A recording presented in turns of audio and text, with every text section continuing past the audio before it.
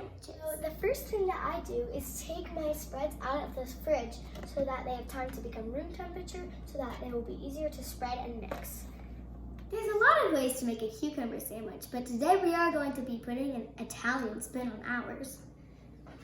For the cucumber sandwich, our ingredients, we start off with some Pepperidge Farm butter bread, which is kind of thick, but they also make a thin bread, which will work as well.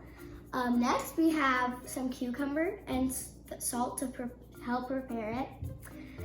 We have some tarragon, which is very fresh, and if you smell it, it actually smells like licorice. And then lastly, we have mascarpone, which is like an Italian cream cheese. The first step to make a cucumber sandwich is to thinly slice the cucumber because tea sandwiches are very dainty finger foods. So you can use a knife for this, but the best tool would be a mandolin, which as you slide, it gives thin slices. Or you can attach this to a food processor and use this part. But just make sure that you have adult supervision. Mom! As you can see, these are thinly sliced. For the second step, you are going to lay these out on a paper towel. And once you are done laying them out, you're going to salt them. Because when you salt them, this allows them to not be soggy when you put them in the sandwich so that the bread does not get wet and gross either. Now we can salt them and then put them to the side so that they can draw out the moisture. The next step is to mix the mascarpone and the tarragon. So what I just did was I took off some of the leaves and about a dozen, but you can do it to your taste, and I put them in a pile. And then next you're going to cut them. Now be very careful. And then we're going to mix it with the mascarpone. Now these are all cut, and if you're a little kid, then you can use food scissors. Okay, now we're going to put the tarragon inside of the mascarpone.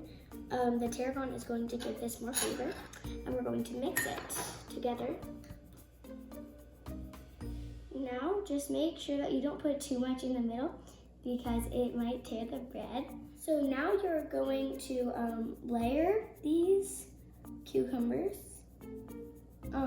just a little bit though, because you don't want it to become too, too thick, or you don't want to cover the whole other cucumber. Just like a little bit, like I'm doing right now, a little bit of overlapping of just the edge, maybe the top, but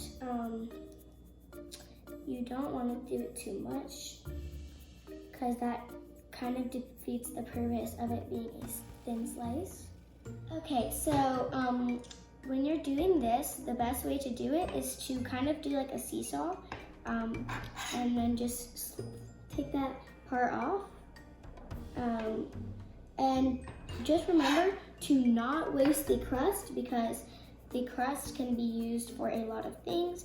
You can eat it, you can maybe use it for you can maybe toast it and put it in a salad. So once you take the crust off, if you want to do the triangles, the 4 triangles, then you just cut through the middle gently. Okay, and then you're going to do this, right, like that. And just, if it went like that, you can just pat it down. Do the same with the other side. And now, you're going to put these right here, display them nicely.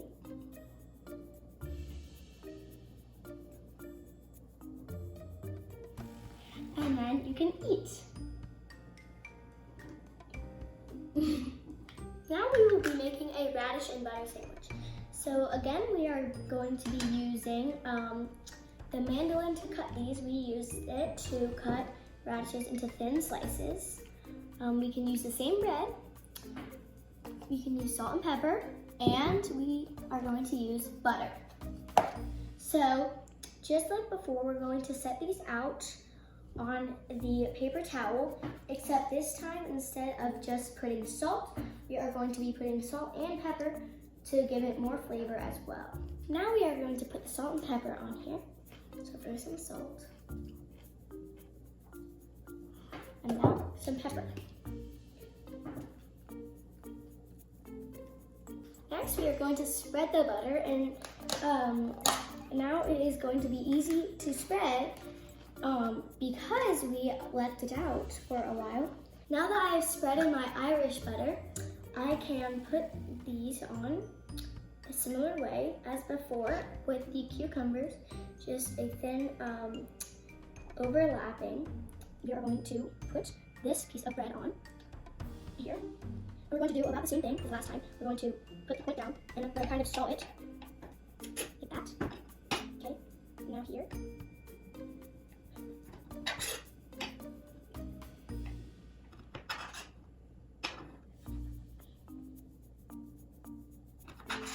Now I'm going to cut it in half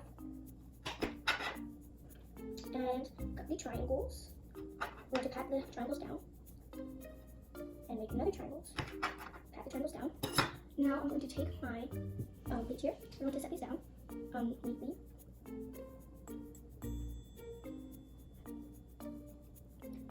And there we go. Now you can eat. Filling mac and cheese. Now we are going to be making a boursin watercress sandwich. So we only have bread, boursin, and watercress as our ingredients. So this is boursin. It's a garlic and herb cream cheese. And another brand of this that you can use is Alouette, which is also a garlic and herb cream cheese. Okay, this sandwich is a great one to make when you don't have a lot of time. But so to get the watercress on there, you can just pick off parts with a couple leaves, like this one, and you can leave the stem on there, whatever you like. So watercress is a traditional British food used in British sandwiches for tea. But when you're doing this, you don't want to put too much or too little to where you don't taste it, or that's all you taste.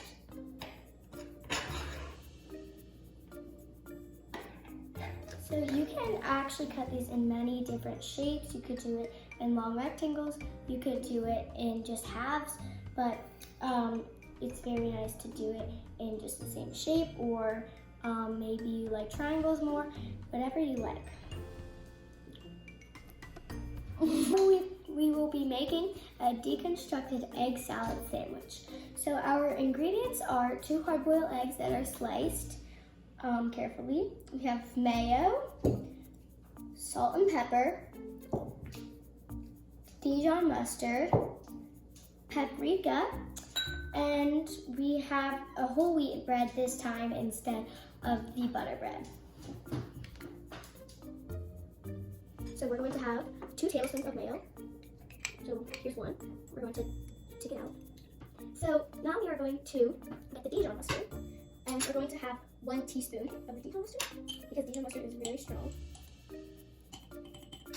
Okay, we're going to put this in. Now we are going to spread this.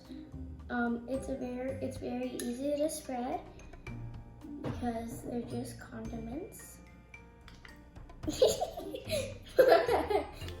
Okay, so we did have a little bit extra, so it's okay if you have 2 pieces of bread and you just use 1 tablespoon and half of a teaspoon, but either is okay.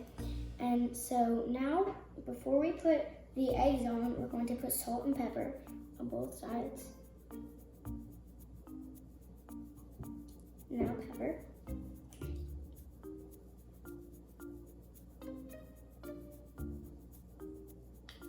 So now we're going to be putting down the eggs, but make sure to do it gently because you don't want the yolk to fall out of the white part of the egg.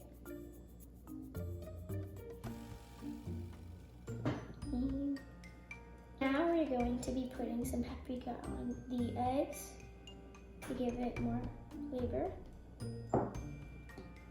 And we're going to put it together.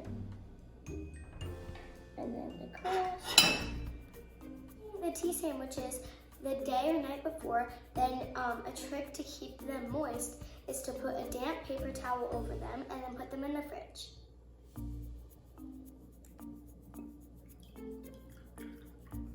Thank you for your company and thank you for your time.